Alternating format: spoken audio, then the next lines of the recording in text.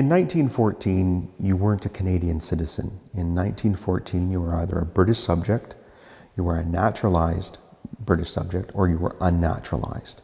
And it was the focus on these unnaturalized recent immigrants that was a concern for the Dominion government.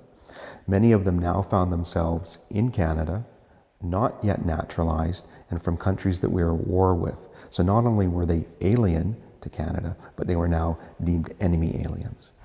Internment was an operation, military operation, that was undertaken by the government of Canada between the years 1914 and 1920. Essentially, some 8,579 so-called enemy aliens were interned in 24 camps across the country. These individuals were homesteaders here in Canada, and some of them, of course, were married, but most were single men. Approximately 3,500 of those men were actual Austro-Hungarian reservists or merchant marine. They estimate around 5,000 of those 5,500 were Ukrainian, and the others were Eastern Europeans, and a handful of from the Turkish Ottoman Empire. It's here in Banff that during the First World War, there was actually a First World War internment camp. Not too many people know about this.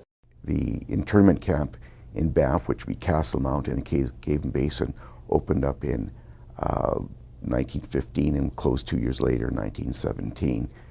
The barracks for the Banff camp are located just beside the bathing pavilion here at Cave Basin, down in the tree line beside us here. And these were basic, simple buildings above ground, and there's essentially nothing left. It was a temporary, they were temporary barracks built post on sill.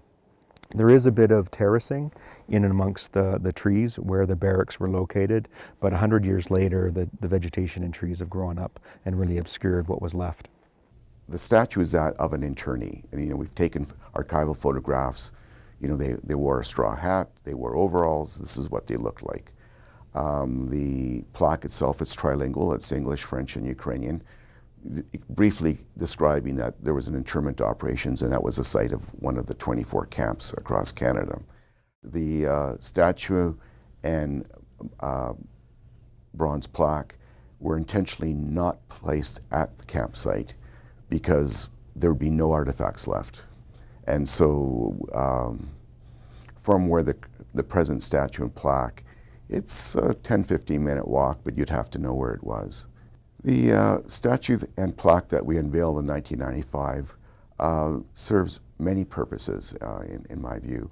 One is to commemorate what happened in Canada during the First World War. It also serves as a reminder what happens when people's civil liberties are taken away from them. It also reminds Canadians that we don't have a pristine white history where we're all happy people that came to Canada and everything was great. There was a lot of racism. I've had people tell me that they can't believe this happened in Canada. They didn't know about it. They weren't taught about it in school. I've also had people tell me that sleeping dogs should continue sleeping and we should forget about this and move forward. And we should not think of the bad things that have happened in Canadian history. The Castle Mountain site was tense. If you take a look at the archival photographs, the internees and the soldiers that guarded them all lived in tents.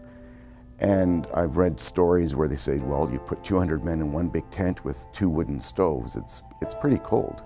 And I don't think the soldiers fared much better for conditions. So I think everybody had a pretty rough time. They were supposed to receive a prisoner of war ration, and which was so many calories per day, but quite often they were unable to get that food and they were required to work. There was one internee, his name was Nikolinik, who wrote to his family is that we're hungry, we're cold, we're hungry, and we're as hungry as dogs. So it was pretty severe in some cases where people were not mistreated and beaten, but they weren't fed and clothed warm enough. For the 2 years that the internees were here, there still are some vestiges of their labor on the landscape. Part of the road clearing that they did was on the 1A highway to Lake Louise. A few of the holes on the Banff Springs golf course were cleared in preparation by the internees. So there's a bit. I mean, the park had been around for quite a few years before, but they definitely did contribute to what we enjoy today. Internment operations followed guidelines as established under the Hague Conventions, the 1899 Hague Conventions, which required ultimately that interning authorities pay these individuals as prisoners of war. So these individuals received a nominal wage of 25 cents a day, which was equivalent to the wage of a soldier. They received this nominal wage for one day's worth of work.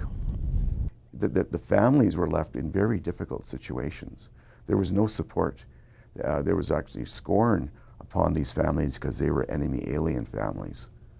There is no evidence of anyone doing anything that in any way, shape or form approximated sabotage or any of that nature. They had their wealth taken away from them. They had their farms removed. They had their money out of their wallet taken away from them. Some of it was returned, some of it wasn't. They were just totally humiliated. And they went back home to wherever they were. Some of them had families, some didn't, and they had to start again. We're here at the Eaton Internment Site. The monument behind us was a memorial that was erected in 2005. And it really sort of is a symbolic gesture to honor the memory of those 86 individuals that were brought here in the early spring of 1919. They were compelled to work on the railways, in effect fixing the railway beds, putting in new ties. The camp existed for no more than 28 days. It was a very short-lived camp. So these individuals were sent to Amherst with the view that they would eventually be deported. It's not clear from the records as to whether these individuals were in fact deported, although my suspicions are that they, in fact, a good percentage of them were. There's some 1,100 individuals who were in fact deported at the end of the war as so-called undesirables. The majority of these individuals that were held in 1918 after hostilities were individuals identified by internment authorities as malcontents, individuals in effect who had a gripe with the government of Canada, having spent some 4 years in an internment camp. And they were not to be trusted, and they continued to remain behind barbed wire with the idea that eventually they would be deported with the signing of the peace treaty. These men were embarrassed. They were absolutely ashamed that this happened to them. And many of these men never spoke of it to their families. And why I say that they never spoke is because, in old age they would say, "I was interned," and their families would disbelieve them because how could this happen in Canada?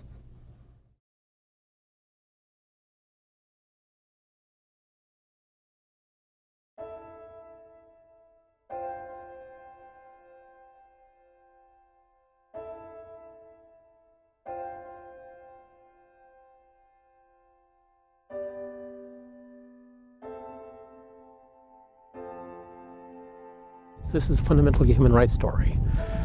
The question of what we value most in this society, which is, our freedoms, our rights, our liberty. And it behooves us to remember in a place like this that, in fact, that this was taken away from people here in this place, which in effect values those very things.